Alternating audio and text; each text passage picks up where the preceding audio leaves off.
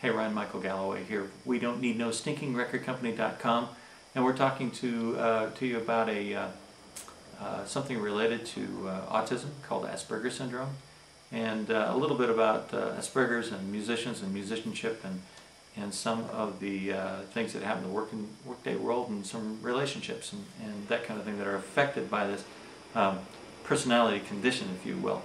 So Asperger's is something that's highly related to autism. It's considered something on the autism spectrum. You might say, some people might consider it a mild form of autism. But this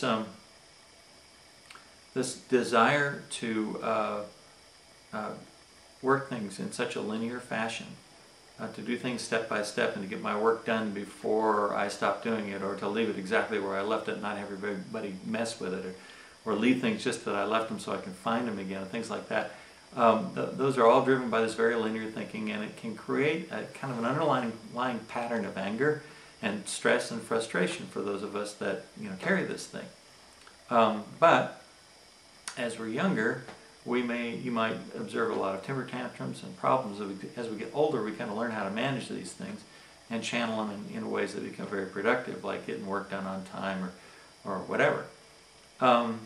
But I will tell you, if you've got a child who is not communicating very well yet, and let's say 2 or 1 or 2 or 3 years old, and they get upset like temper tantrums for an hour and a half or 45 minutes. They don't wear out in 5 or 10 or 15 minutes. I think there's a very good chance you've got somebody who's got Asperger syndrome or some form of autism, and they just can't tell you yet. That's what happened with one of my sons a lot. He'd get upset and stay upset for a very long time. I'll tell you a story on him. We went to Kennedy Center, it's Kennedy Space Center in Florida, and he was about 2 and a half, and he saw the space shuttle there. It's the tail end of it's kind of mounted in the ground, and it's pitched like it's gonna, like maybe it's flying off into the air, but it's mounted in the ground, and you can walk up the stairs and go into it and look around. And at the bottom, I think there's maybe a gift shop and a museum or something. It's very cool. Well, we went up to there and started taking a look at it and got inside of it and all the stuff that you're allowed to do. And all he could talk about was, at 2 and a half, ride the shuttle. I want to ride the shuttle. And we were saying, no, this one doesn't really fly. It's not a real one, but I want to ride the shuttle. And I want to ride, I want to go into space and all this stuff. And we went down and went through the gift shop and checked everything out and started to walk away, and literally had to drag him away from the place, kicking and screaming and crying all the way back to the car and an hour and a half down the road. And this is, I think, pretty typical of somebody who's got it pretty strong.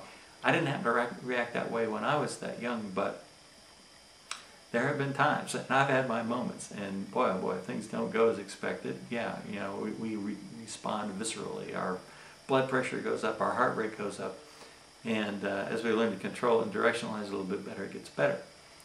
I liken it a little bit to alcoholism for those of us who are learning how to manage this thing. And I've been working on it for a couple of years. And what I find myself is, as alcoholics are going through recovery, one of their steps is to go around to apologize to folks. And I find myself going back and explaining the situation and explaining what's driven me to feel very justified to get very angry or upset or pushy in certain situations that I was, in retrospect, not justified to be. And apologizing for that and explaining that I'm working on trying to learn how to manage this whole lot better and be a better friend and be a better more productive worker and that kind of thing. I've had to go way back and tell old girlfriends, yeah, I did have some issues, and you were right to leave, and this was what was going on, and we just didn't know it, and I didn't know how to manage it at the time. Luckily, I've never been physically violent or anything like that. Luckily, I've learned to channel what I have into action, into getting things done. And that's one of the things that people write about me, is that when Ryan's involved, things get done. And now I know why. I'm a driver because I'm driven. I'm driven by this linear way of thinking. So in music, as I'd mentioned before, music is very soothing, very comforting, to those of us who embrace it, that have Asperger's, I think playing it ties up so many interdimensional things in our brain that it's a great distraction when things are bothering us. And I find it comforting in that I know what's coming next, and I know what's coming next, and I know what's coming next. It affects my improvisational skills in that my friend Matthew Gaskins tells me I'm more of a what we call pattern player, as opposed to somebody who thinks up melodies in my head and learns to translate those to my fingertips. I'm not as good at that. The things that I play are very, very, very, very, very well rehearsed. Even maybe not how I put a whole improvisation together, but the licks that I learned to be able to string together. And I look at other people like Mahavishnu John McLaughlin and what he does. And he may be a melodic thinker and translator as well, but he is an extreme pattern player when you look at how he achieves what he achieves at unbelievable rates. And I don't think he could even think those notes and translate them into his fingertips. I think he's just got these like a karate or martial arts a practitioner, if you will, would do. They learn all these things first, and then they learn how to string them together. And as a musician, that's what I've ended up doing. The pattern of a song, verse, chorus, bridge, verse, chorus, out, or something like that, is it makes a lot of sense to me. And always, I can't say always, but it's something I latched onto pretty early as a songwriter. And so the patterns of verses and choruses are just internal rhymes and those kinds of things, just right smack up my alley. And I got to tell you, I really think I need to give the Aspergers credit for that structural knowledge that I have. And it helps me write my books and structure them in a flow and that kind of thing. So it can be extremely positive.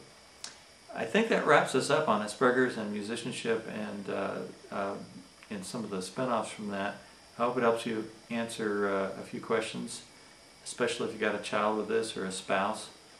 And one of the things that you can do for people who have this, if you're, say, raising them as a child, is do everything you can to lower their stress level, because the more they are stressed, the more these symptoms will occur. And when I'm not stressed, when my son's not stressed, we don't have a lot of problems. But the more stress we experience, the more we have to start managing this stuff. And I am Ryan Michael Galloway. We don't need no stinking record company.com. I hope you'll also go out and see Gigster and the Pooch, Professor Pooch, that's David J. Spangenberger, and myself doing a number of posts on the legal issues within the music business. Is very informative, and we'll talk to you soon. Thanks so much.